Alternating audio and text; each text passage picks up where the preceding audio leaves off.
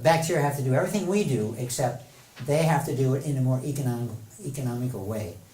Your body is like a big mainframe computer. Bacteria are like a little laptop. So they do the same thing, except the laptop is much more convenient and reduced in size and parts.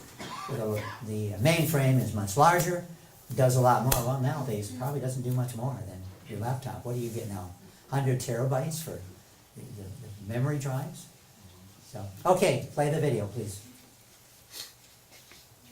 And maybe we can get the lights on. This is the story of a white blood cell that finds an infection and goes through the wall of an artery in order to stop that infection.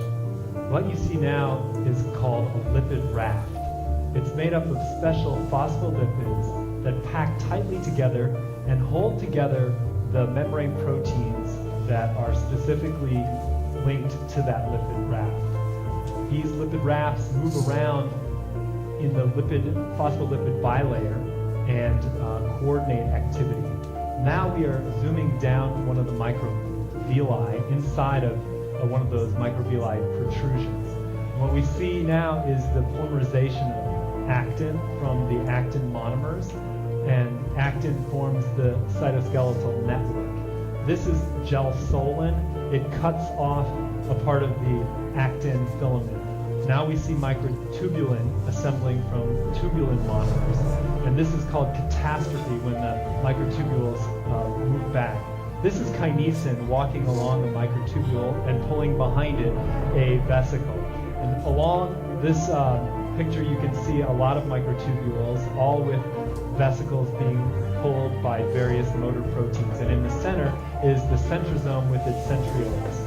This is the cell surface, the nucleus surface with the nuclear pores, and mRNA is coming out of the nuclear pores and now is assembling with a spliceosome that allows the mRNA to be processed before the ribosome, which is shown there, begins to read the mRNA and produce a protein. This is another ribosome assembling onto the surface of the endoplasmic reticulum, or the Golgi body, and in this case it's producing a protein that will be secreted.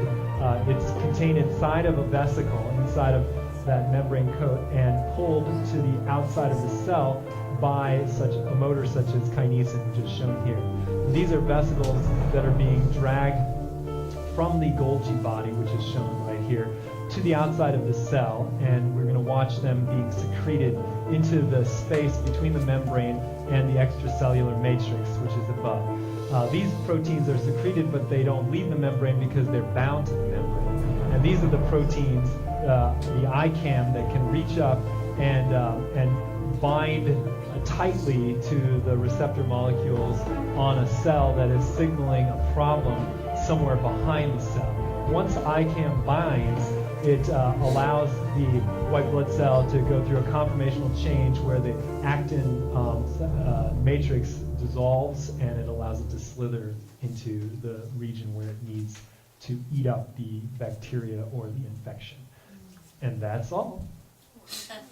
Okay, any comments on that? Now bacteria have to do the same thing, and I'll give you an example of bacteria.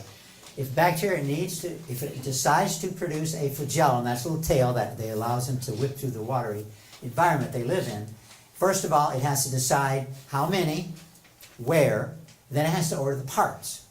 And there are about 100 or so parts that are necessary, different parts, but then there are sets of those parts. So it may need a certain protein, it may have to order 100 or 30 or 90.